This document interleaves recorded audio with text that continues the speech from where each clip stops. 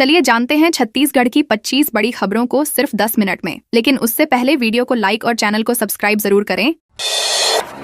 भूपेश बोले, एएपी नेता अपनी ओरिजिनल पार्टी में जा रहे। पूर्व मुख्यमंत्री भूपेश बघेल ने आम आदमी पार्टी के 7 राज्यसभा सांसदों के भाजपा में शामिल होने पर तीखी प्रतिक्रिया दी है। उन्होंने कहा कि एएपी के नेता अपनी ओरिजिनल पार्टी में लौट रहे हैं। बघेल ने दावा किया कि एएपी की शुरुआत ऐसे लोगों के साथ हुई थी जिनका झुकाव पहले से एक खास विचारधारा की ओर था। उन्होंने विवेकानंद फाउंडेशन का जिक्र करते हुए कहा कि इसी मंच से आंदोलन की शुरुआत हुई थी। अब उन्होंने सवाल उठाया कि अगला कदम क्या होगा और क्या अफसर अरविंद केजरीवाल भी भाजपा का रुख करेंगे।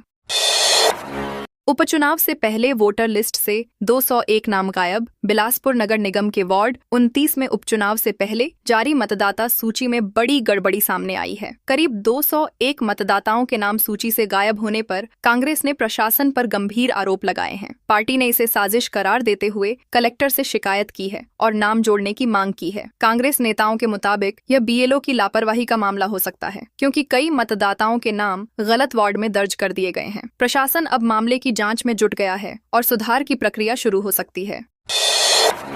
7 खेप खपाने के बाद पकड़ाया नशीली सिरप का रैकेट। दुर्ग जिले में पुलिस ने नशीली दवाओं के बड़े रैकेट का पर्दाफाश किया है। जांच में सामने आया कि मेडिकल लाइसेंस का दुरुपयोग कर कोडीन युक्त सिरप की 7 खेप बाजार में खपाई गई थी। पुलिस ने इस गिरोह के सरगना योगेश शर्मा समेत कई आरोपियों को गिरफ्तार किया है। आरोपी लंबे समय तक मेडिकल फील्ड में काम कर चुका था और बाद में उसने अपना नेटवर्क खड़ा कर लिया। गुजरात से ऑनलाइन सिरप मंगाकर अवैध सप्लाई की जा रही थी। एक आरोपी अभी फरार है, जिसकी तलाश जारी है। दुर्ग में 4 मवेशी तस्कर गिरफ्तार। दुर्ग जिले में पुलिस ने मवेशी तस्करी के खिलाफ बड़ी कार्रवाई करते हुए 4 आरोपियों को गिरफ्तार किया है। चिखली चौक के पास एक संदिग्ध पिकअप वाहन को रोककर जांच की गई, जिसमें 6 मवेशियों को बेहद खराब हालत में भरा गया था। न उनके लिए पर्याप्त जगह थी और न ही खाने पीने की व्यवस्था। पुलिस ने तुरंत मवेशियों को मुक्त कर आरोपियों को हिरासत में लिया। यह कार्रवाई 23 अप्रैल की रात मुखबिर की सूचना पर की गई थी। मामले में पशु क्रूरता अधिनियम के तहत कार्रवाई की जा रही है। भिलाई में शराब दुकान खोलने के विरोध में युवा कांग्रेस। भिलाई इस्पात संयंत्र टाउनशिप के सेक्टर 6 में नई शराब दुकान खोलने को लेकर विवाद बढ़ गया है। शुक्रवार शाम युवा कांग्रेस कार्यकर्ताओं ने दुकान के बाहर विरोध प्रदर्शन किया और तालाबंदी का प्रयास किया। इस दौरान पुलिस और प्रदर्शनकारियों के बीच धक्का मुक्की भी हुई। भारी पुलिस बल की मौजूदगी के चलते कार्यकर्ताओं को दुकान तक नहीं पहुंचने दिया गया, जिसके बाद उन्होंने बैरिकेडिंग पर ही ताला जड़ दिया। प्रदर्शनकारियों ने प्रशासन और बीएसपी प्रबंधन के खिलाफ नारेबाजी करते हुए पुतला दहन की भी कोशिश की। भाजपा ने कांग्रेस पर परिवारवाद को बढ़ावा देने का लगाया आरोप। कोरबा में भाजपा नेताओं ने प्रेस कॉन्फ्रेंस कर कांग्रेस पर परिवारवाद को बढ़ावा देने का आरोप लगाया। नेताओं ने कहा कि नारी शक्ति वंदन अधिनियम महिलाओं को सशक्त बनाने की दिशा में बड़ा कदम है, लेकिन कांग्रेस ने इसका विरोध कर महिला विरोधी सोच दिखाई है। भाजपा का कहना है कि पार्टी राष्ट्र सेवा के सिद्धांत पर काम करती है और महिलाओं को राजनीतिक अवसर देना चाहती है। वहीं कांग्रेस पर आरोप लगाया गया कि वह आम महिलाओं को आगे बढ़ने का मौका नहीं देना चाहती और परिवारवाद को प्राथमिकता देती है।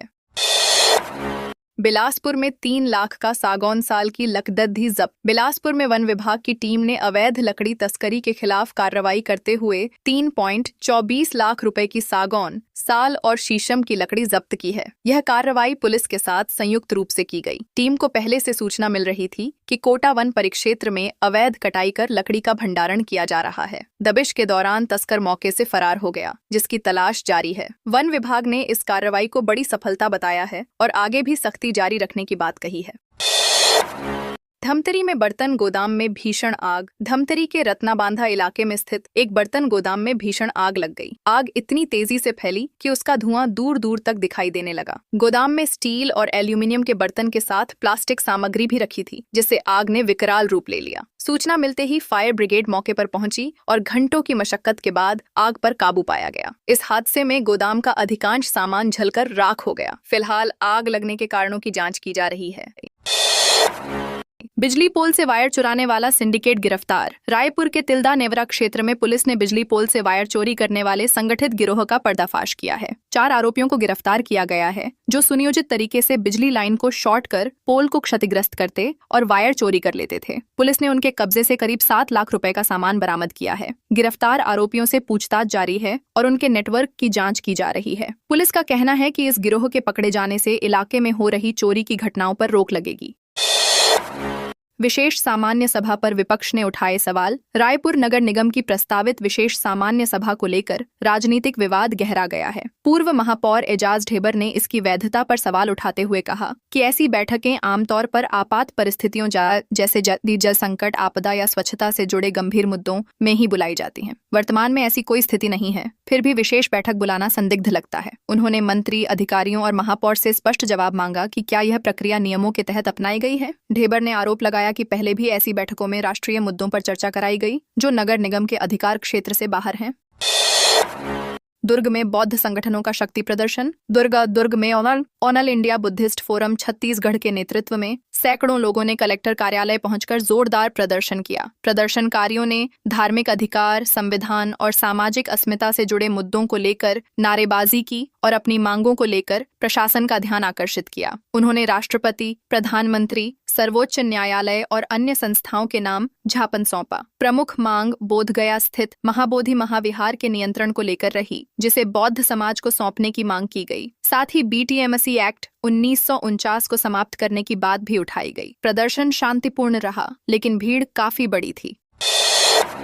भिलाई अस्पताल से 5 लाख की उगाही का प्रयास। दुर्ग जिले के भिलाई स्थित SBS अस्पताल से 5 लाख रुपए की अवैध उगाही का प्रयास करने वाले आरोपी को छावनी पुलिस ने गिरफ्तार किया है। आरोपी गुरमीत सिंह वाधवा खुद को प्रभावशाली बताकर अस्पताल प्रबंधन पर दबाव बना रहा था। पुलिस जांच में सामने आया कि वह पहले इलाज के दौरान अस्पताल के संपर्क में आया और मुफ्त सुविधाओं का लाभ लिया। बाद में उसने इन्हीं बातों को आधार बनाकर अस्पताल को ब्लैकमेल करना शुरू कर दिया। आरोपी लगातार मानसिक दबाव बनाकर पैसे वसूलने की कोशिश कर रहा था। शिकायत मिलने के बाद पुलिस ने मामला दर्ज कर उसे गिरफ्तार कर लिया है। वेदांता प्लांट हादसे में 25 मौतें। NHRC ने लिया संज्ञान। छत्तीसगढ़ के सक्ती जिले में वेदांता पावर प्लांट में हुए भीषण ब्लास्ट में अब तक 25 मजदूरों की मौत हो चुकी है और कई लोग गंभीर रूप से घायल हैं। इस घटना ने पूरे इलाके को झकझोर दिया है। हादसे के 10 दिन बाद राष्ट्रीय मानवाधिकार आयोग ने स्वतः संज्ञान लेते हुए राज्य सरकार से जवाब मांगा है। आयोग ने मुख्य सचिव और DGP को नोटिस जारी कर 2 सप्ताह में विस्तृत रिपोर्ट प्रस्तुत करने के निर्देश दिए हैं। साथ ही पीड़ितों को न्याय दिलाने और जिम्मेदारों पर कार्रवाई सुनिश्चित करने की बात कही गई है। घटना के बाद से प्रशासन पर लापरवाही के आरोप भी लग रहे हैं। श्रीनगर में शुरू हुआ खेल मंत्रालय का चिंतन शिविर। केंद्रीय खेल मंत्रालय का 3 दिवसीय चिंतन शिविर श्रीनगर में शुरू हो गया है, जिसमें देश भर के खेल मंत्री और अधिकारी शामिल हो रहे हैं। छत्तीसगढ़ के उप मुख्यमंत्री अरुण साव भी इसमें भाग लेने पहुंचे हैं। इस शिविर में खेल विकास, खिलाड़ियों की बेहतरी और भविष्य की रणनीति पर व्यापक चर्चा की जा रही है। अरुण साव ने कहा कि प्रधानमंत्री के विकसित भारत 2047 विजन के तहत भारत को खेलों में अग्रणी बनाना लक्ष्य है। शिविर में राज्यों की भूमिका, खेल ढांचे को मजबूत करने और नई योजनाओं पर विचार विमर्श किया जा रहा है, जिससे खिलाड़ियों को बेहतर सुविधाएं मिल सकें। बीजापुर में शिक्षक आत्महत्या मामले में भाजपा नेता पर आरोप। बीजापुर में शिक्षक राजू पुजारी की आत्महत्या का मामला लगातार तूल पकड़ता जा रहा है। विधायक विक्रम मंडावी ने आरोप लगाया कि ठेकेदारों, इंजीनियरों और अधिकारियों के दबाव व मानसिक प्रताड़ना के कारण शिक्षक ने यह कदम उठाया। उन्होंने इसे भ्रष्टाचार छिपाने की कोशिश बताते हुए निष्पक्ष जांच की मांग की है। जानकारी के अनुसार स्कूल निर्माण कार्य की गुणवत्ता को लेकर राजू पुजारी लगातार शिकायत कर रहे थे, लेकिन उनकी बात नहीं सुनी गई। उल्टा उन पर भुगतान कराने का दबाव बनाया गया। इससे वे मानसिक रूप से परेशान हो गए थे, जिसके चलते उन्होंने आत्मघाती कदम उठाया। दुर्ग बीजेपी जिलाध्यक्ष मंडल अध्यक्षों के बीच विवाद। दुर्ग जिले में भाजपा संगठन के भीतर बड़ा विवाद सामने आया है। जिलाध्यक्ष द्वारा जारी मंडल अध्यक्षों की सूची को लेकर असंतोष फैल गया है। 13 में से 10 मंडल अध्यक्षों ने इस सूची को मानने से इनकार कर दिया और अपनी अलग सूची जारी कर दी। आरोप है कि सूची में ऐसे लोगों को शामिल किया गया है जो सक्रिय नहीं है और जिनकी छवि भी ठीक नहीं है। स्थिति इतनी बिगड़ गई कि दोनों पक्षों के बीच बातचीत तक बंद हो गई है। मामला अब प्रदेश नेतृत्व तक पहुंच चुका है, जिससे संगठन में अंदरूनी खींचतान तेज हो गई है।